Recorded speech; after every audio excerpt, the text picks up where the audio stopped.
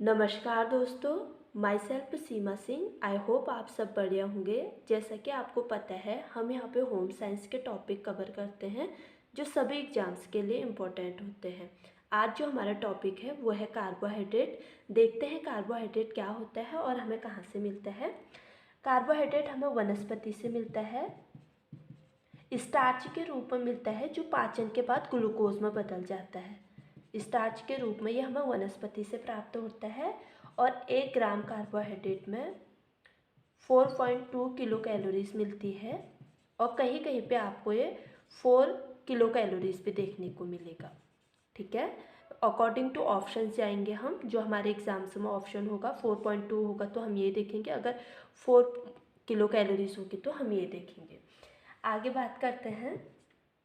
हमारे जो आहार होता है उसमें से 70 से 85% जो हमें ऊर्जा मिलती है, ऊर्जा कार्बोहाइड्रेट से ही मिलती है। 70 से 85% ऊर्जा हमें कार्बोहाइड्रेट से ही मिलती है। अगर हम कार्बोहाइड्रेट का संगठन देखें, इसमें क्या क्या होता है। कार्बोहाइड्रेट में कार्बन होता है, हाइड्रोजन होता है और ऑक्सीजन होता है। कार्बन, हाइड्रोजन और ऑक्सीजन का ये यौगिक होता है। इन तीनों से मिलकर कार्बोहाइड्रेट बना होता है। जो हाइड्रोजन और ऑक्सीजन होता है ये कार्बोहाइड्रेट में 2:1 होता है।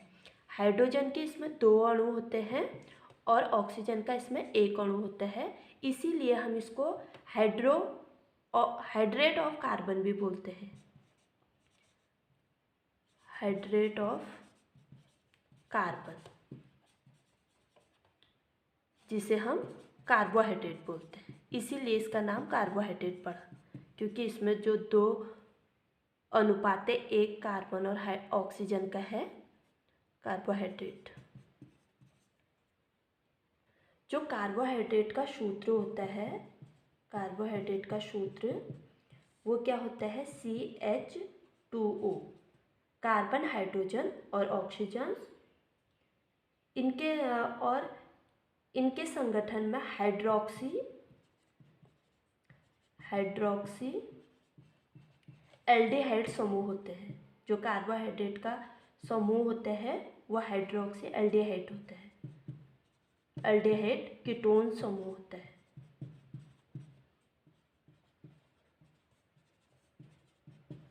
समूह होता है। तो हमने देख लिया कि कार्बोहाइड्रेट क्या होता है। कार्बोहाइड्रेट हमें वनस्पति से मिलता है, वनस्पति जगत से मिलता है स्टार्च के रूप में, जो पाचन के बाद ग्लूकोज में बदल जाता है। 1 ग्राम कार्बोहाइड्रेट से हमें 4.2 किलो कैलोरीज मिलती है, कहीं कहीं पे 4 किलो कैलोरीज भी देखने को मिलती है। हमारे आहार में 70 से 85% ऊर्जा हमें कार्बोहाइड्रेट से ही मिलती है। कार्बोहाइड्रेट का अगर हम संगठन देखें तो इसमें कार्बन, हाइड्रोजन, ऑक्सीजन का ये यौगिक होता है और हाइड्रोजन और ऑक्सीजन का इसमें जो अनुपात होता है वो 2:1 होता है। हाइड्रोजन के इसमें 2 अणु और ऑक्सीजन का इसमें 1 अणु होता है। इसीलिए इसको हाइड्रेट ऑफ कार्बन या कार्बोहाइड्रेट बोलते हैं। कार्बोहाइड्रेट का अगर हम सूत्र देखें तो CH2O, कार्बन, हाइड्रोजन और ऑक्सीजन, और कार्बोहाइड्रेट में हाइड्रोक्सी एल्डिहाइड कीटोन्स का समूह होता है। आगे हम देखते हैं कि कार्बोस का वर्गीकरण कैसे होता है। Classification of carbohydrate. CHO का जो वर्गीकरण है वो भौतिक एवं रासायनिक आधार पर किया जाता है। हम पहले भौतिक विशेषता के आधार पर इसका वर्गीकरण देखते हैं कितने टाइप से होता है। पहले ये होता है शर्करा, शर्कराएं होते हैं जिन्हें हम सुगर्स बोलते हैं, और सेकंड होते हैं अशर्कराएं, इसे हम नॉन शुगर बोलते हैं।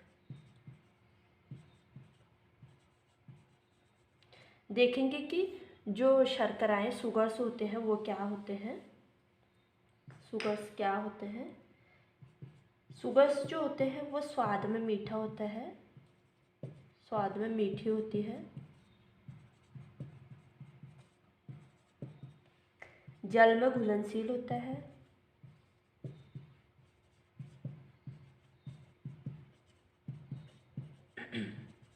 घुलनशील होता है और ये रवेदार होते हैं, क्रिस्टलीय फॉर्म में होते हैं, रवेदार होते हैं।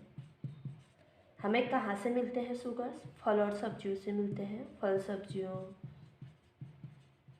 गुड़ और शक्कर से मिलते हैं। ठीक है, इसमें हमें शुगर मिलता है। भौतिक विशेषताओं के आधार पर हमने कार्बोहाइड्रेट को देखा। ये 2 टाइप से था, शर्कराएं और अशर्कराएं। जो शुगर्स थी उनके जो टाइप्स हो वो कैसे था? ये स्वाद में मीठे होते हैं, जल में घुलनशील होते हैं, रवेदार होते हैं और फल सब्जियों, गुड़ और शक्कर से हमें मिलते हैं। अब हम देखते हैं कि नॉन शुगर क्या होता है। जो नॉन शुगर्स होती है ये पाउडर के रूप में होते हैं, हमको पाउडर के रूप में मिलते हैं, पाउडर के रूप में होते हैं, स्वाद रहित होते हैं, इनका कोई स्वाद नहीं होता है, जल में अघुलनशील होते हैं। जो शुगर्स थे वो जल में घुलनशील थे, ये अघुलनशील होंगे, अघुलनशील होते हैं। पेड़ पौधों से प्राप्त होते हैं, ये हमें पेड़ पौधों के जड़ों से प्राप्त होते हैं।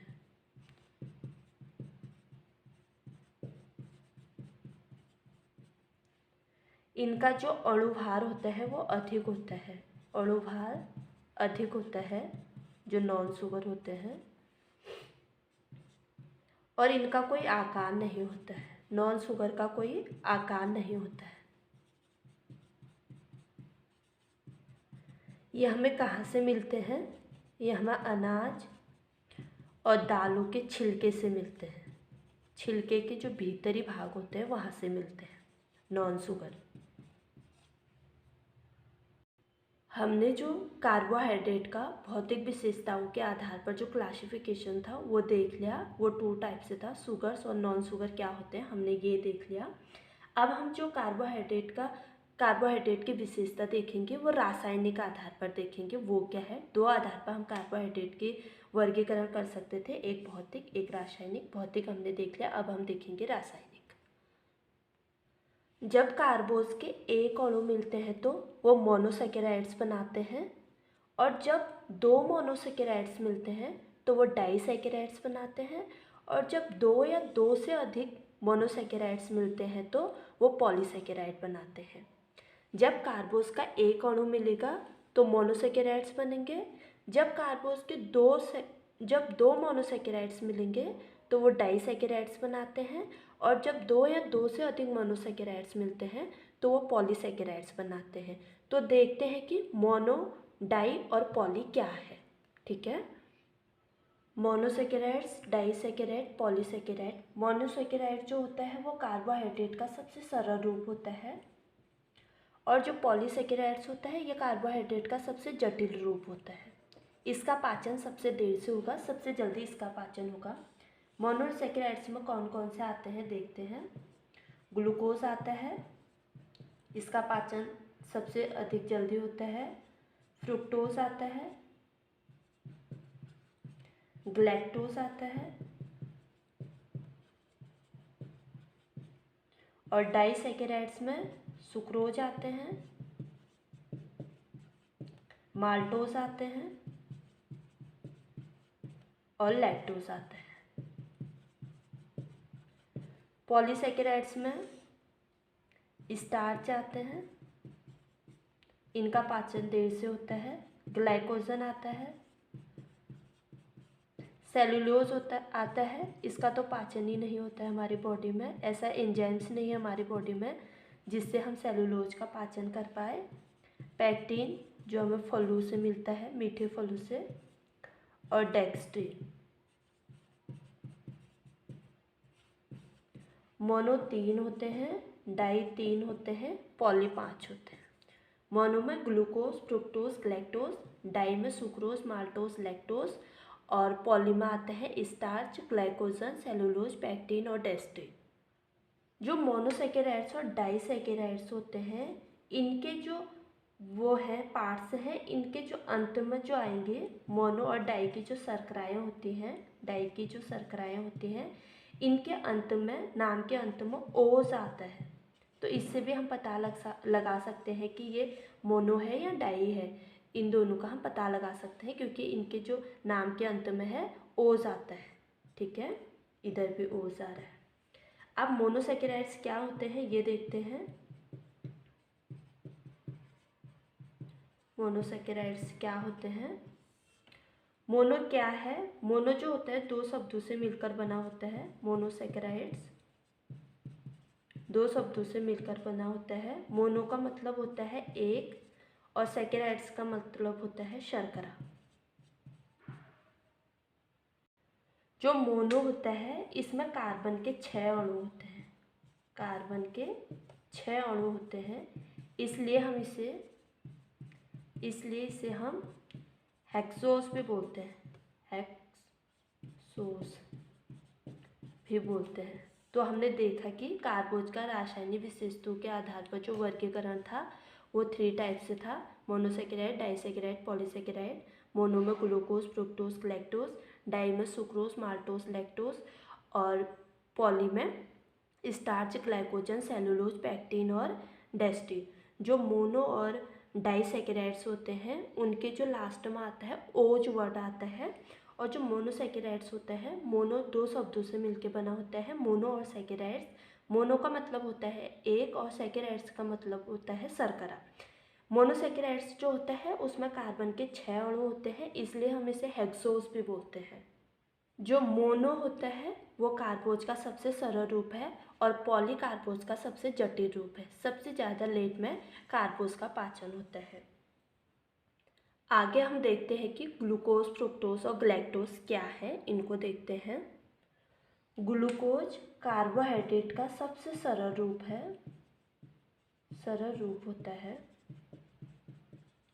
इसलिए हम इसको डेक्स्ट्रीन भी बोलते हैं, डेक्स्ट्रोज भी बोलते हैं।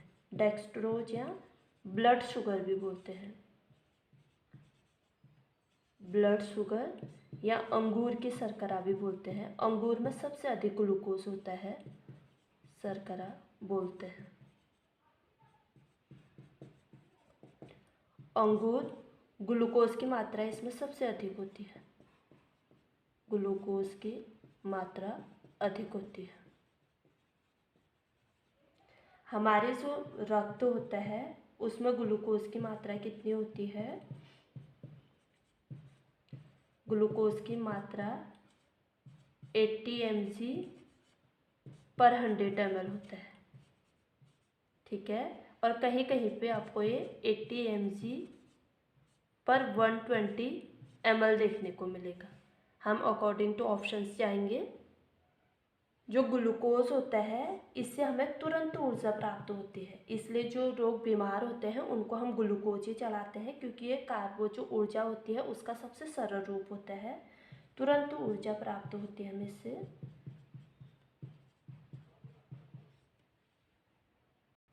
और जो हमारा ब्लड होता है, रक्त होता है, उसमें हीमोग्लोबिन उपस्थित होता है।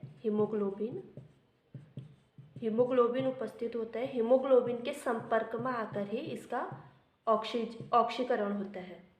संपर्क में आकर इसका ऑक्सीकरण होता है, CHO का ऑक्सीकरण होता है।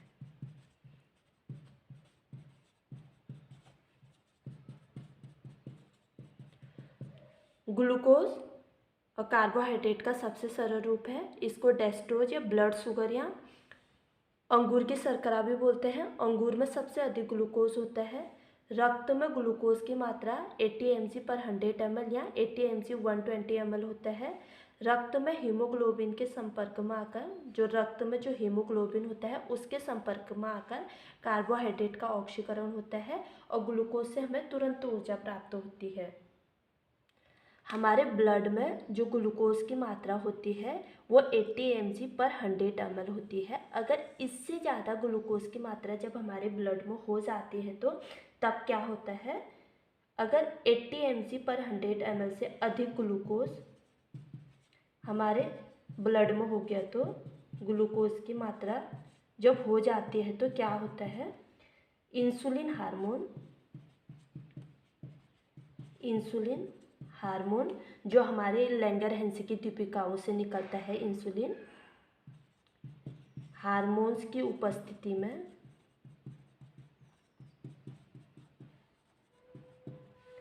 यह ग्लाइकोजन के रूप में ग्लाइकोजन के रूप में यकृत और मांसपेशियों में, यकृत और मांसपेशियों में जमा हो जाता है।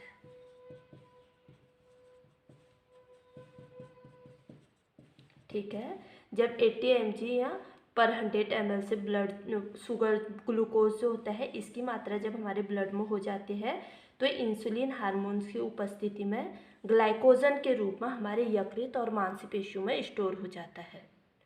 और जब हम उपवास में होते हैं, खाना नहीं खाते हैं या फिर जब हम भूखे होते हैं, उस टाइम पे यही ग्लाइकोजन ग्लूकोज में बदलता है और हमें ऊर्जा देने का काम करता है। ये ग्लाइकोजन ग्लूकोज में बदलता है। जब हम भूखे होते हैं, हम बाहर से एनर्जी नहीं ले रहे होते हैं, उसी टाइम ये ग्लाइकोजन ग्लूकोज में परिवर्तित होगा और हमें ऊर्जा देने का काम करेगा। देखते हैं कि जब इंसुलिन की कमी हो जाएगी, जब इंसुलिन रहेगा तब तो सही है कि ये ग्लाइकोजन के रूप में परिवर्तित होकर यकृत और मांसपेशियों में जमा हो जाएगा। लेकिन जब इंसुलिन का अभाव रहेगा इंसुलिन का, तब क्या होगा, तब ये जो ग्लूकोज होगा ग्लाइकोजन में परिवर्तित नहीं हो पाएगा। अगर ग्लाइकोजन में परिवर्तित हो जाता है तो ये हमारे यकृत और मांसपेशियों में जाके जमा हो जाता। लेकिन जब इंसुलिन की कमी होगी, अभाव होगा, उस टाइम क्या होगा, जो ग्लूकोज होगा वो ग्लाइकोजन में नहीं बदलेगा और ये हमारे यूरिन के माध्यम से बाहर निकलेगा, यूरिन के माध्यम से बाहर निकल जाएगा, बाहर निकल जाता है और जिसे हम मधुमेह बीमारी कहते हैं। और इससे हमें जो बीमारी हो जाती है मधुमेह बीमारी हो जाती है। जब हमारी बॉडी में इंसुलिन की कमी होगी उस टाइम पे जो ग्लूकोज होगा वो ग्लाइकोजन में परिवर्तित नहीं होगा, यूरिन के माध्यम से हमारी बॉडी से बाहर निकल जाएगा, जिससे हमें मधुमेह या डायबिटीज़ रोग हो जाएगी, डायबिटीज़ रोग हो जाएगा। ठीक है, और जो ग्लूकोज होता है, ग्लूकोज में एल्डिहाइड समूह होते हैं ग्लूकोज में एल्डिहाइड समूह होते हैं।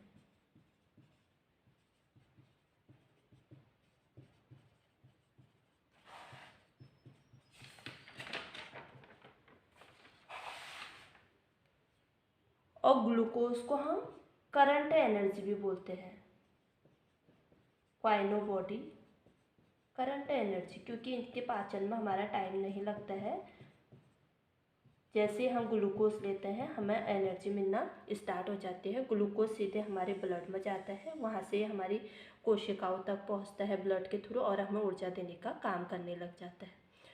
तो इससे आगे जो हम देखेंगे वो अपने आगे आने वाली वीडियोस में देखेंगे। फ्रुक्टोज गैलेक्टोज क्या होता है, डाइसेकेराइड पॉलीसेकेराइड्स क्या है, ये सारी चीज़ें हम अपने आगे आने वाली वीडियोस में देखेंगे। अगर आपको मेरी वीडियो पसंद आए तो please like share comment and subscribe करना ना भूलें।